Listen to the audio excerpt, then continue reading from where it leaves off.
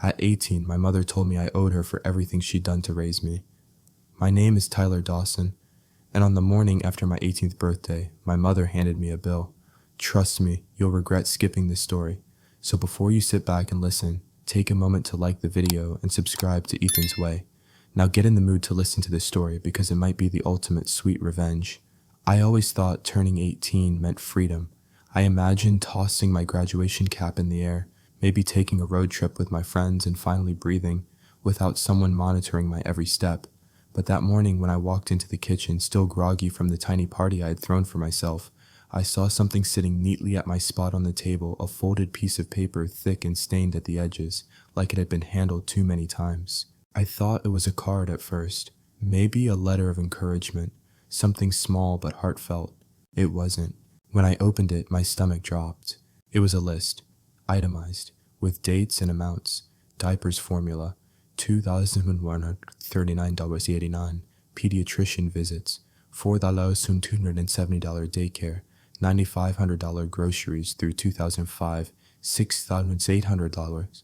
It went on and on, 4 pages long, totaling nearly $87,000. At the bottom in her scratchy pen was a single sentence. You're an adult now. It's time you started paying me back. I laughed at first. I actually thought it was a joke. But when I looked up at her standing across the table with her arms crossed, there was no humor in her face. Just that tight, flat expression I knew too well. The one she always wore when she was about to punish me. You think all this was free? She said. My voice barely worked. What is this? Her coffee cup clinked against the counter. 18 years. I gave you food, a roof-closed school. I didn't have to. I could have left you with your father, but I didn't. And now you think you're grown fine. Adults pay their debts. You're my mom, I whispered. She leaned in, eyes sharp. Exactly. And that was work. That was sacrifice. Do you know how many things I gave up because of you? I wanted to scream, but I couldn't even form full thoughts. Just a sinking feeling like the floor was dissolving beneath me. She had already planned everything. She handed me a form, a job application, warehouse assistant, night shift. Her friend's husband ran the place. You'll start Monday, she said. I didn't know what to do. I didn't want to fight. I didn't have money. I didn't even have my diploma yet. So I signed it. And that's how it began, not with a slap or a scream or being thrown out, but with a bill, a demand, and a silence so deep it rang in my ears. That night, I lay in bed staring at the ceiling, the paper still clutched in my hand like a bad omen. I thought about all the times I had tried to make her happy, bringing home good grades, cleaning the house without being asked, saying sorry even when I wasn't wrong. But it was never enough. To her, I wasn't a son. I was an investment, a tool, a debt collector she'd raised so he could one day pay her back. And now, the clock was ticking. The warehouse reeked of oil dust and tired men. It was the kind of place where people didn't talk much. They just moved sweat and endured. My first shift started at 6 p.m., but I was there at 5:30. My mother made sure of that. She stood in the parking lot like a warden watching me walk toward the entrance. Don't embarrass me, she said through the window, her voice muffled but sharp. Then she drove off. I'd never had a full-time job before. I'd done some lawn work for neighbors and helped out at a mechanic shop during summer breaks. But this was different. This was hard labor. Pallets, forklifts, back pain, steel-toed boots, and silence. The kind of silence where every grunt and dropped box echoed like a scream. I met my supervisor, Tony. He looked at me like he'd already made up his mind, spoiled kid here because of mommy. He didn't smile when he handed me my badge, didn't offer advice, just said follow the yellow tape. You'll be shadowing Lane. Lane was maybe in his 30s, covered in tattoos and built like a brick wall. He didn't talk much, but he worked fast and I had to scramble just to keep up. You're slow. He grunted 2 hours in. You ever lifted anything heavier than your phone? That stung, but I didn't respond. I couldn't. My arms were already shaking. When I got home that night, or rather early morning, my mom was waiting. She didn't ask how it went. She just held out her hand. For what I asked, she rolled her eyes. Your debit card. Your pay is going into the joint account I opened. I'll manage it. I flinched, but I thought, I'm working. Exactly. To pay back what you owe. Don't make this harder than it has to be, Tyler. I stood there, fists clenched, teeth grinding, but I handed over the card. That was the rule I could work. I could sweat, I could collapse from exhaustion, but I couldn't own anything. not even my wages. She left me $20 cash for emergencies and took the rest. For the next 3 months, this was my life. Warehouse, sleep, repeat. My friends drifted away. They were heading to college dorm rooms, new cities. I stopped answering texts because I didn't know what to say. Hey, I'm breaking my back while my mom takes my paycheck. I felt pathetic, ashamed, like I'd failed before I'd even started. At night, I'd lie in bed too sore to move, staring at the ceiling fan spinning in lazy circles. My dreams weren't about freedom anymore. They were about being chased by invisible chains, about waking up broke forever, 18 forever in debt. Sometimes I wondered if she had planned this since the beginning. If the birthday cake she bought me store-bought with my name misspelled had just been the final gesture before she cashed in. She'd say things like, "I hope you're grateful," or "Other moms just dump their kids, but I didn't." As if kindness had a price tag, as if survival had a receipt. But deep down I started to question everything. Was this really what being an adult meant? Was I supposed to just accept this? Or had I spent my whole life being groomed to serve someone else's misery? And if so, what would it take to finally break free? I thought maybe if I endured long enough she'd ease up. Maybe after a few paychecks. Maybe once she saw how tired I was. Maybe then she'd realize what she was doing to me. But the word maybe has a way of keeping you in chains. One evening, after a 14-hour shift with only a vending machine lunch in my stomach, I came home and saw the living room lights still on. The TV was blasting her favorite game show, but she wasn't watching. She was sitting at the dining table with a calculator, a yellow notepad, and a printout of my most recent pay stub. She didn't even look up when I walked in. "You worked 76 hours this cycle," she said, flatly clicking her pen. I dropped my backpack and slumped into a kitchen chair. "Yeah. You're not working efficiently. If you picked up speed, you could hit overtime every week." I blinked at her. "You're not serious." She finally looked at me and her face was ice. "I didn't raise a slacker, Tyler. You said you wanted to be a man. Men pay off their debts." That word again, debt. Not son, not love, not appreciation, just debt. That night, I broke a rule. I didn't go to sleep right away. I tiptoed down the hallway and opened the door to what used to be the guest room. It was a storage closet now, boxes piled high, dust covering everything. But I needed a place to think, to breathe, to remember who I was.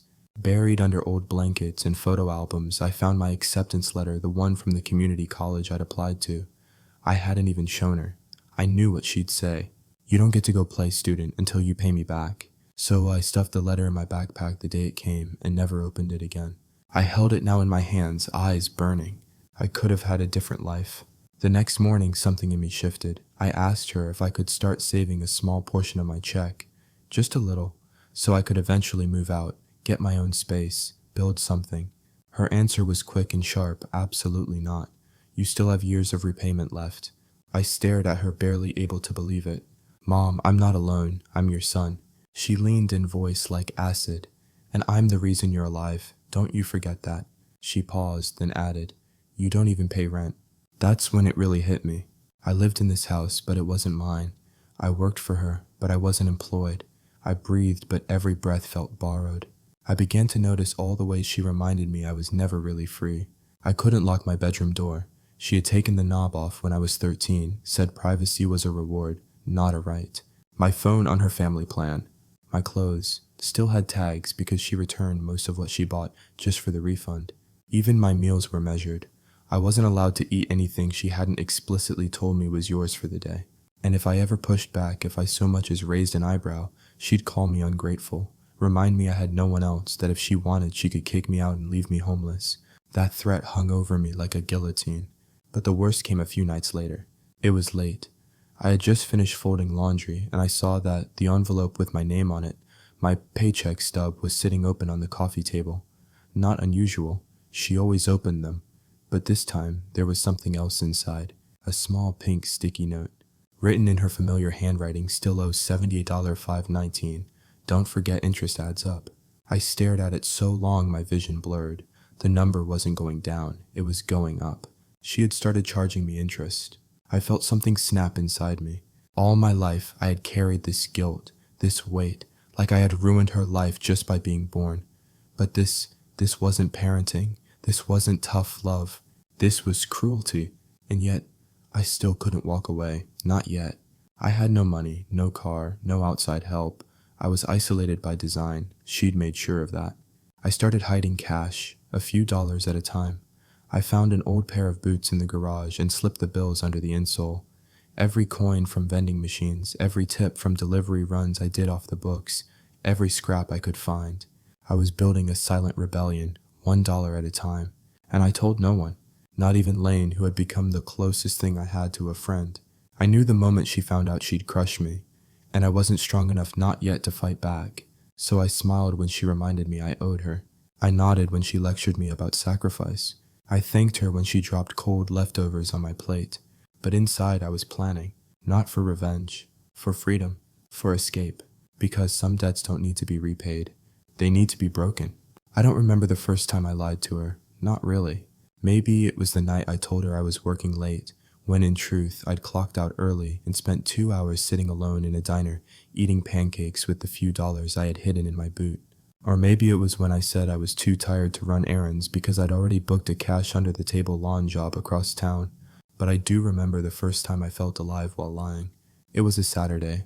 I told her I was working overtime at the warehouse, but in reality, I had accepted a small gig cleaning out a storage unit for a woman named Gloria, a friend of Lane's who paid in cash, no questions asked.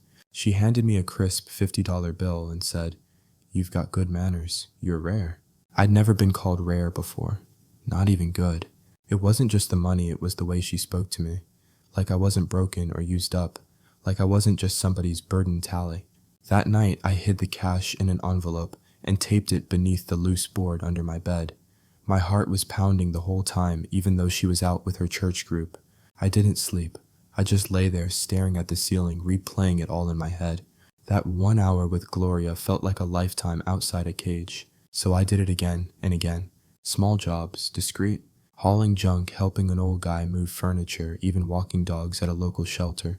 And I started building a second life invisible silent mine. It didn't take long before I had my first $200 saved. I thought maybe, just maybe I could save enough for a down payment on a room somewhere. Not an apartment that was fantasy, but a room with a lock. A place where I could eat when I wanted, sleep when I wanted, breathe. But of course, it didn't stay secret for long. She found the envelope on a Thursday.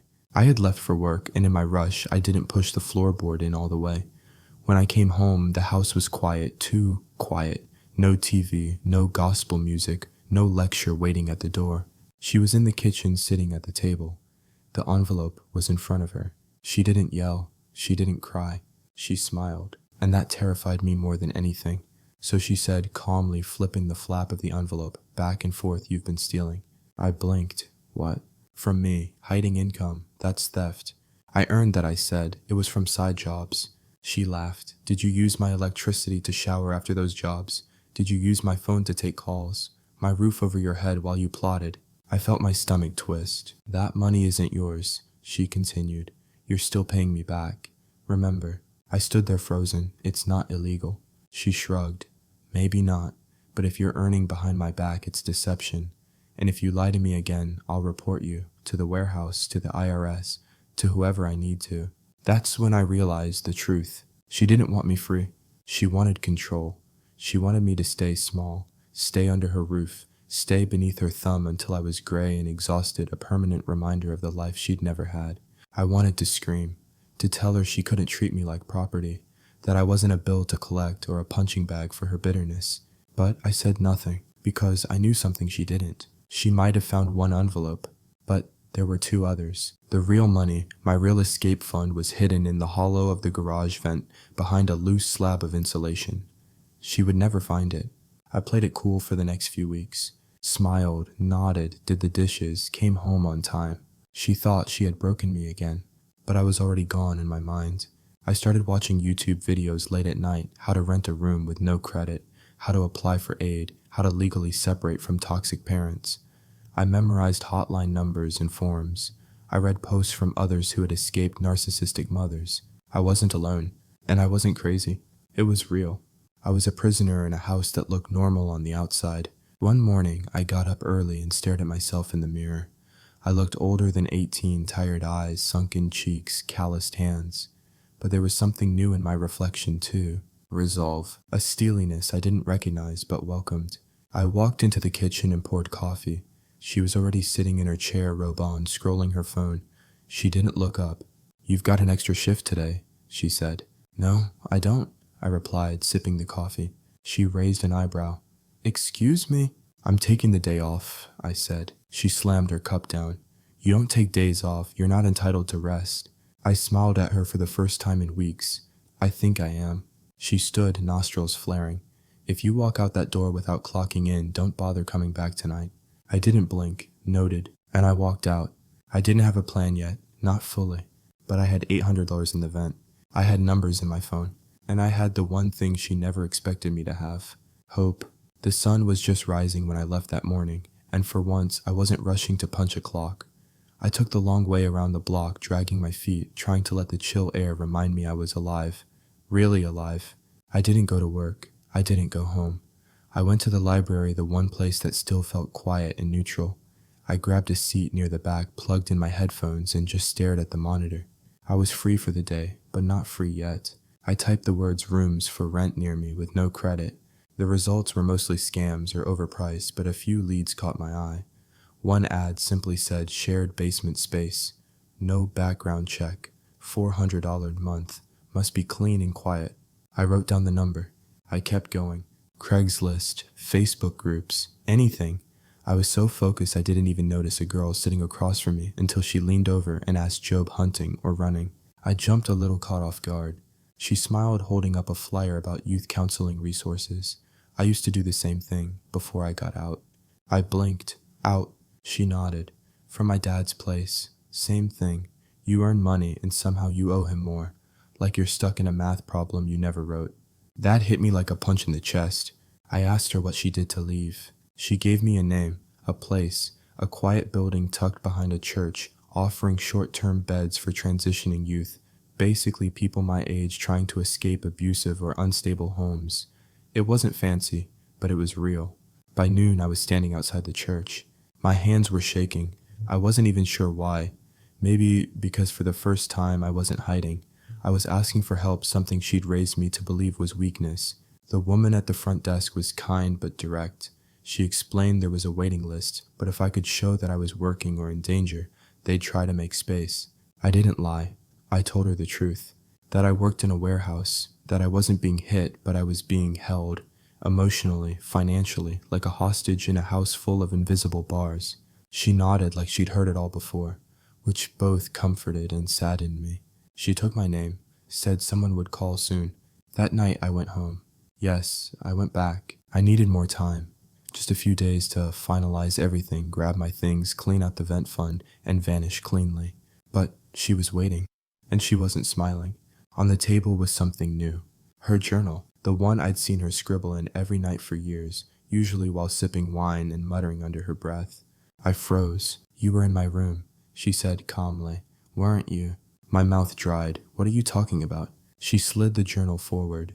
"You left a footprint on my dresser, and the journal wasn't where I left it.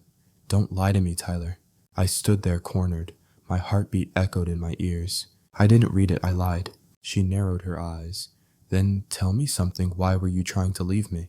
I said nothing. She leaned back, crossed her arms, and whispered something that will stay with me forever. "I never wanted you." I blinked. "What?" She smiled softly. "You were leverage. I thought if I had you, your father would stay. He didn't, but by then it was too late. I had to raise you. So yes, you owe me. For every night I stayed sober. For every year I didn't walk away." I felt dizzy. "You wrote that," I asked, barely recognizing my own voice. "It's the truth," she said. "You wrote that you resent me, that I ruined your body, that you missed your life because of me." She didn't deny it. Instead, she said, "And yet, here you are, still in my house, still drinking my milk, still pretending you're grown." I didn't respond. I didn't yell. I walked past her calmly into my room. I pulled out the vent cover, took the cash, zipped it into a duffel bag I'd hidden behind my mattress, grabbed my phone charger, 2 shirts, my work boots, and my acceptance letter from months ago, still folded like it was waiting for me. She didn't follow me. She didn't say another word. She just watched, as if she knew the war was already lost. And when I walked out the front door this time for real, I didn't say goodbye. Because you don't say goodbye to someone who never truly saw you as human. You just leave, and reclaim the life they tried to steal from you. The first night away from her house felt like being dropped into cold water. I didn't cry. I didn't celebrate. I just sat on the edge of a mattress in a stranger's basement holding my duffel bag like it was a life jacket. The room was dim, the air damp, but it was mine, or at least paid for by me with money I had earned and kept. No one banging on the door, no one pacing the hallway, no debt ledger waiting on the kitchen table. Just silence. Glorious empty silence. I stayed there for 6 weeks. The man who owned the place, Jerry, was a retired mechanic who mostly kept to himself. He had a few other boarders, all older men who didn't ask questions. That was perfect. I wasn't ready to talk. I barely knew how to breathe. Every morning I walked to the warehouse. The job was the same, loud, grueling, and joyless. But I showed up on time, stayed quiet, did my hours, and left with my paycheck in my pocket. And for the first time in my life, I kept it. Every cent. I opened my own account under my name, something she never allowed. I started setting aside money not for rent, but for a future. One evening, I returned home and found an envelope slid under the basement door. No name, just one line in sharp cursive. "You'll come back. They always do." I stared at it for a long time. It wasn't signed, but I didn't need it to be. It was her. Part of me wanted to rip it up, burn it, but instead I folded it, neatly shoved it in my journal, and decided to let it remind me, freedom has enemies. The next few days I expected her to escalate.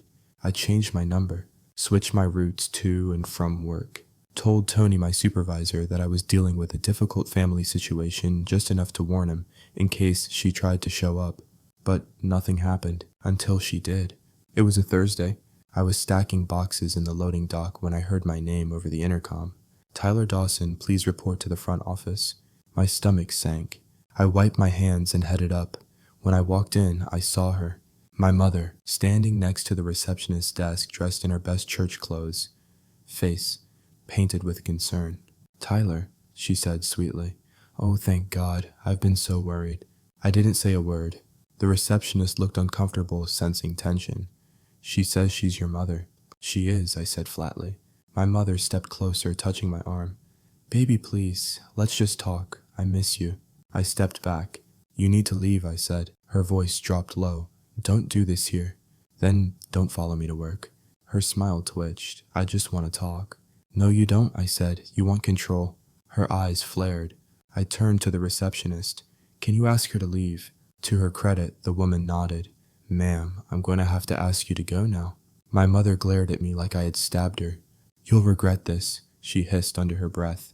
But I didn't flinch. I didn't even blink. I watched her walk out. And when the door shut behind her, I felt something release in my chest. I had just won a war, but the battle wasn't over. That weekend, she texted me from a new number. "You've changed. Everyone sees it. Just remember who raised you. You were nothing before me. You still owe me." I didn't reply. I blocked the number, but the words stayed with me like invisible ink scrawled across my spine. I went back to the library trying to research legal options. Could I file a restraining order? Could I protect myself from her manipulation? That's when I found it, a forum for adult children of narcissistic parents. Hundreds of posts, stories like mine, some worse, some eerily identical. It was like reading my own diary in other people's handwriting. One post in particular shook me. My mother didn't break my bones, she broke my identity. She made me doubt I was worth anything unless I was serving her. That was it. That was exactly it. It wasn't about money. It was about ownership.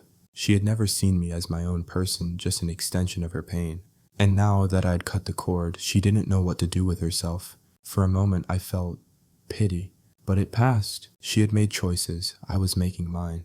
I started seeing a counselor once a week.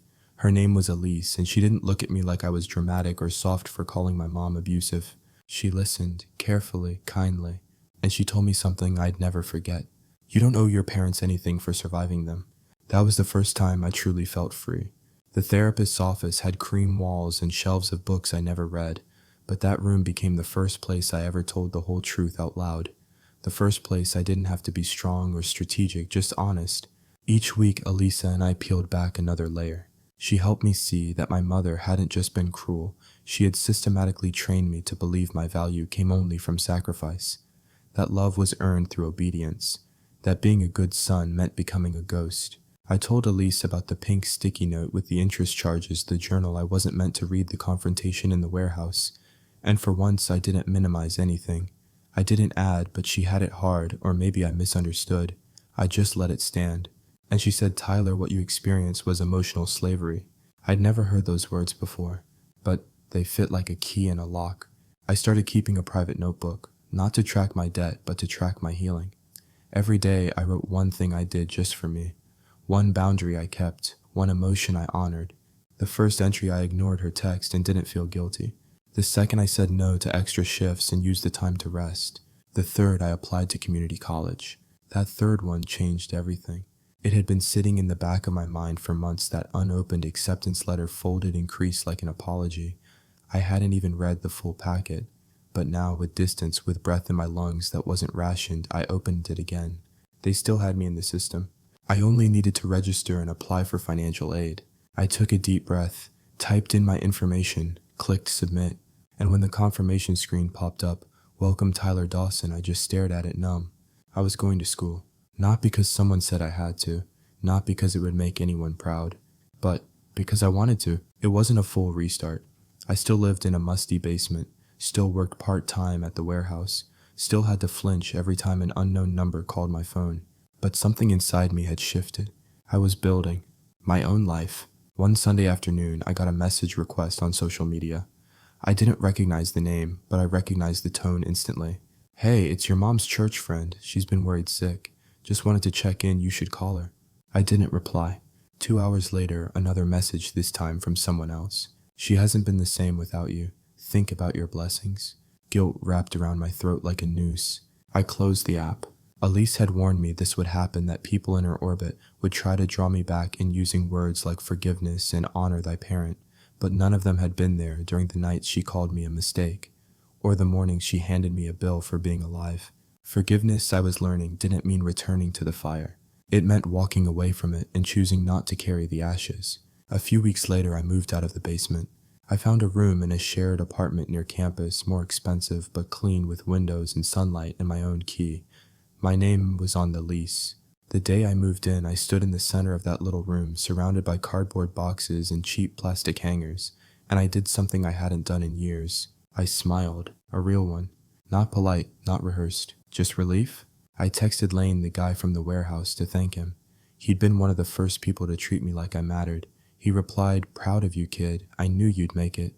That night, I cooked pasta in a dented pot and ate it straight from the pan, sitting cross-legged on the floor. No music, no TV, just me. It was the best meal of my life. Then I got a letter in the mail. No return address, inside a birthday card. The kind you buy at the last minute in a grocery store aisle. The handwriting was unmistakable. "Happy 19th. I'm sure you think you're free now. Just remember, you'll always be mine." No name, just that. I stared at it for a long time. Then I tore it in half and threw it away. Not angrily, not in fear, just closure. Because I knew now that she didn't own me. She never had. She just made me believe it. And belief, I was learning, is the first chain to break. It was nearly a year to the day since I'd walked out of my mother's house when I got the call. A number I didn't recognize, but I answered anyway. I was at the library again, this time as a student, not a wanderer. My laptop was open, notes spread out beside me, headphones around my neck. "Is this Tyler Dawson?" the woman on the line asked. "Yes, this is Officer Ramirez with the County Sheriff's Department. I'm calling to inform you that your mother, Elaine Dawson, listed you as her emergency contact." I froze. The name hit like a ghost. "She's been hospitalized," the officer continued. "Non-life-threatening, possible anxiety attack. She's stable now, but disoriented." I didn't say anything. "Sir, I haven't spoken to her in almost a year. We understand. She gave us this number and said you were her only son." Of course she did. I thanked the officer, hung up, and just sat there, staring at the blinking cursor on my screen. I could have gone. It was only a 20-minute bus ride.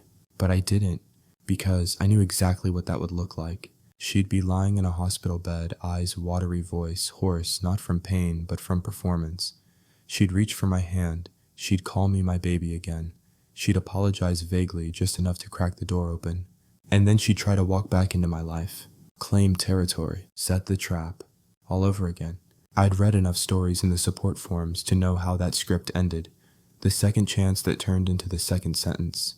The brief hug that turned into a leash. I wasn't going back. Instead, I opened my journal, the one Elise told me to keep, and wrote, "Today I was invited back into the cage. I said no. Later that week, I sat with Elise and told her what happened. She just nodded and said, "That's real healing, not silence, not rage, but choice." I didn't cry. I didn't even feel guilty.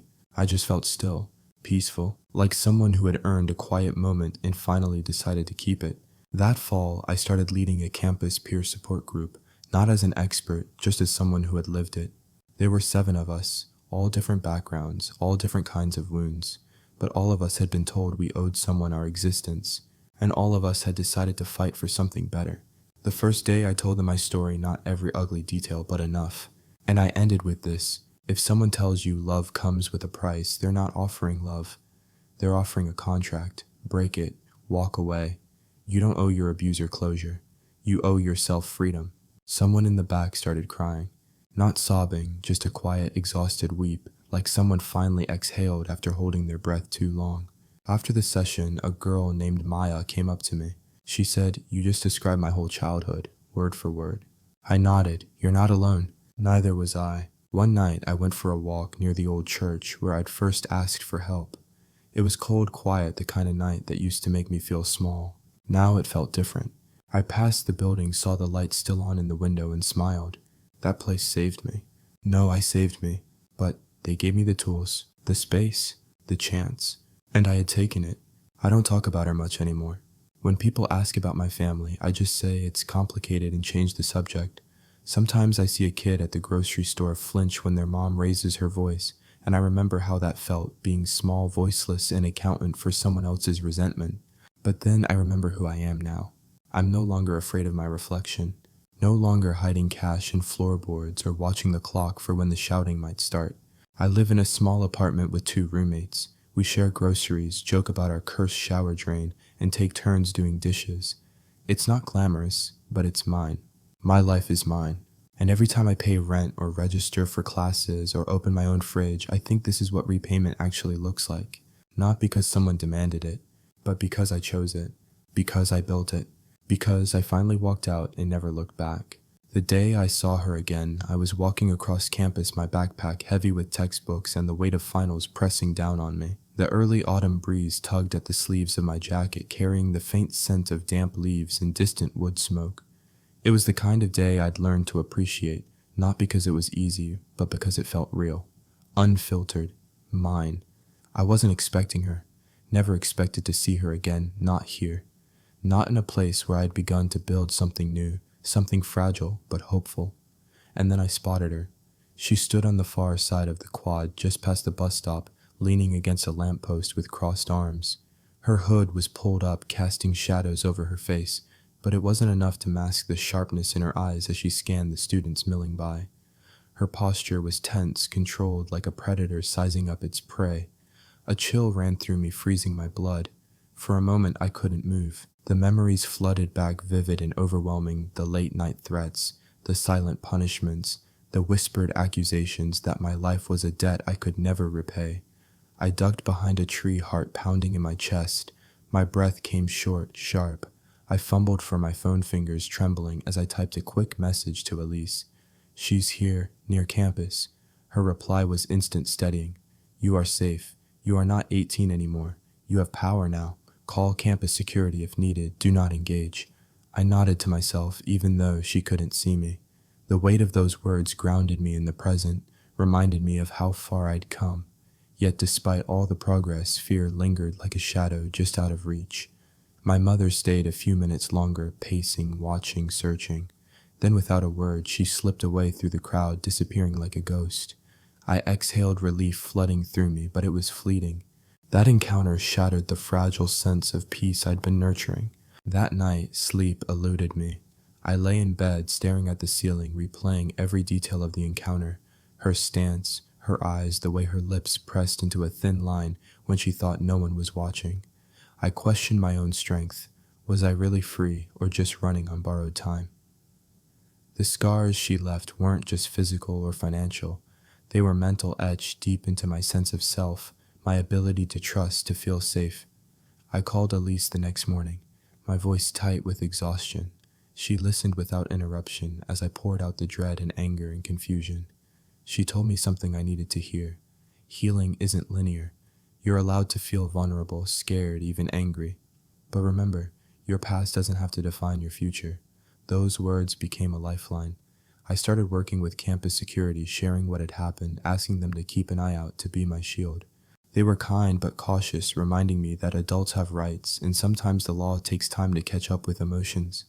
Still, the threat of her presence haunted me, lurking in the edges of my days.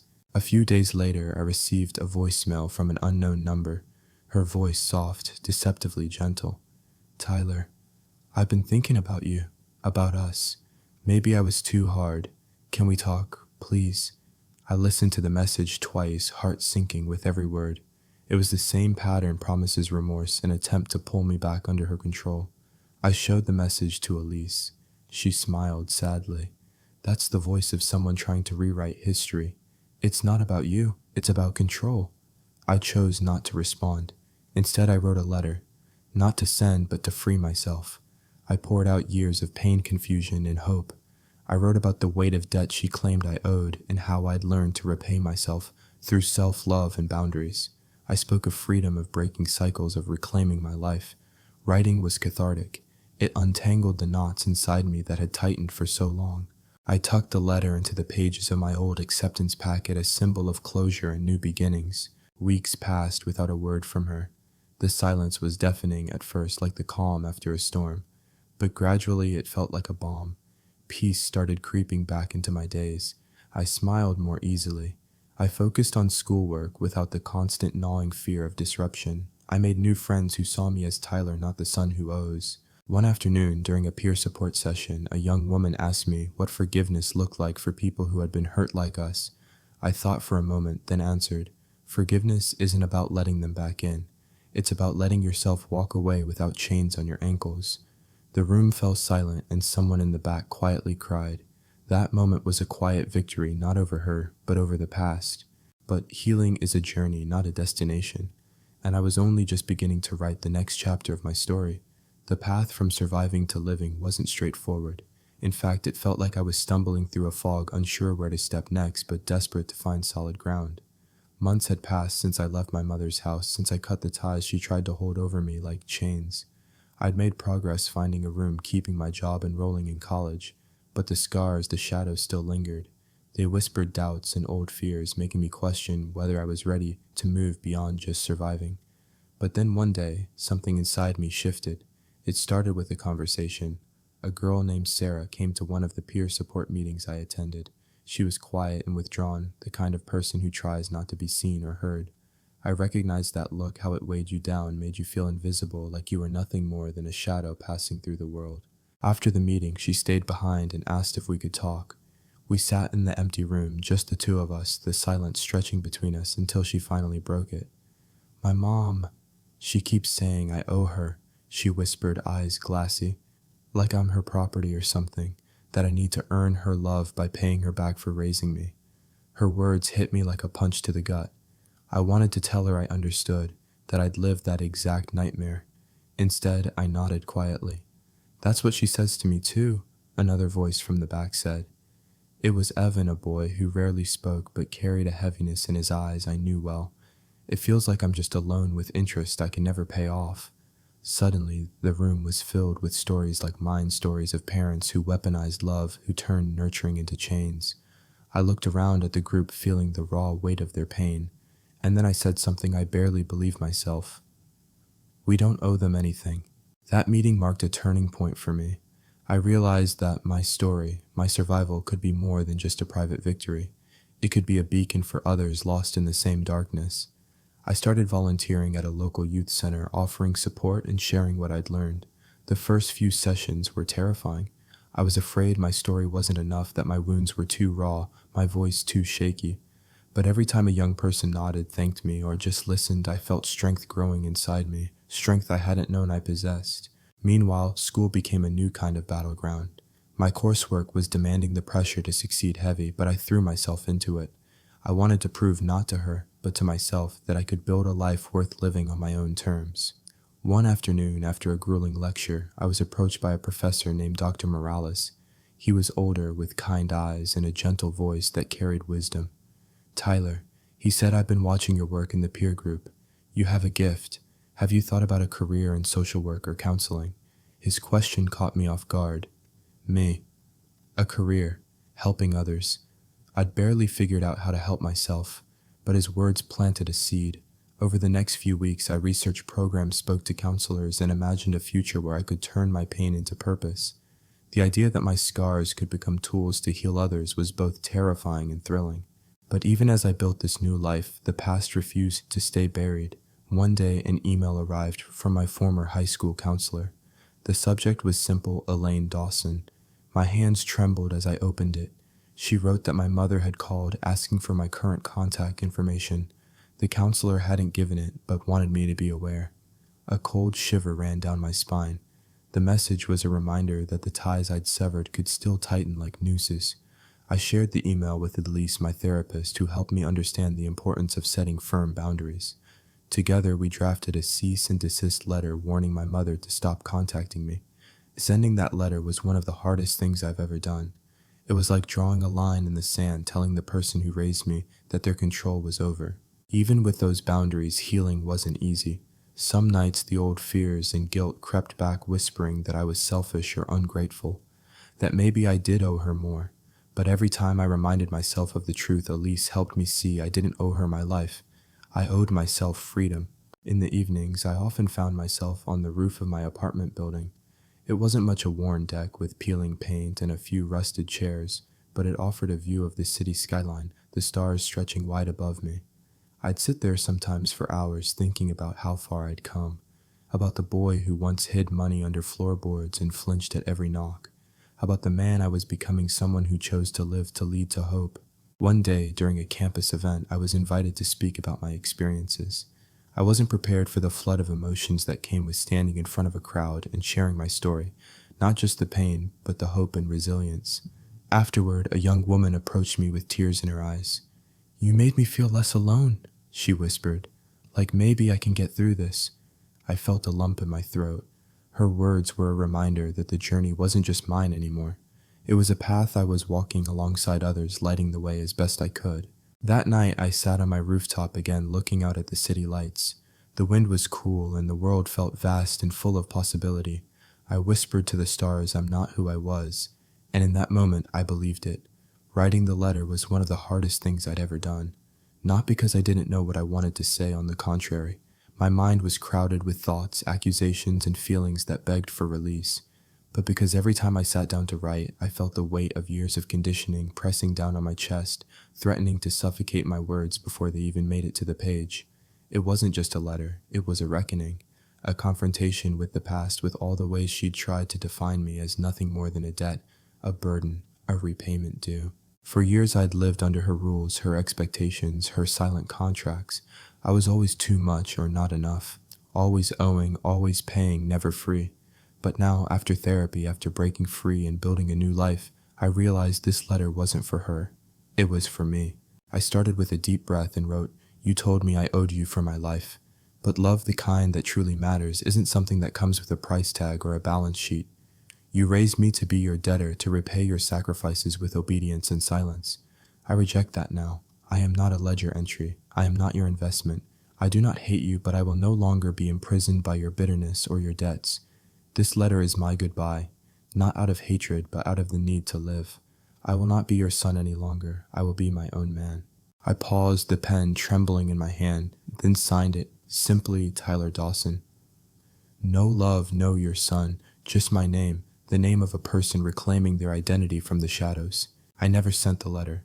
Instead, I slipped it carefully into the last pages of my journal, the same one that had witnessed my secret savings, my fears, and my hopes. It was a symbol, my closure, a chapter I was ready to close. That week, an unexpected letter arrived in the mail.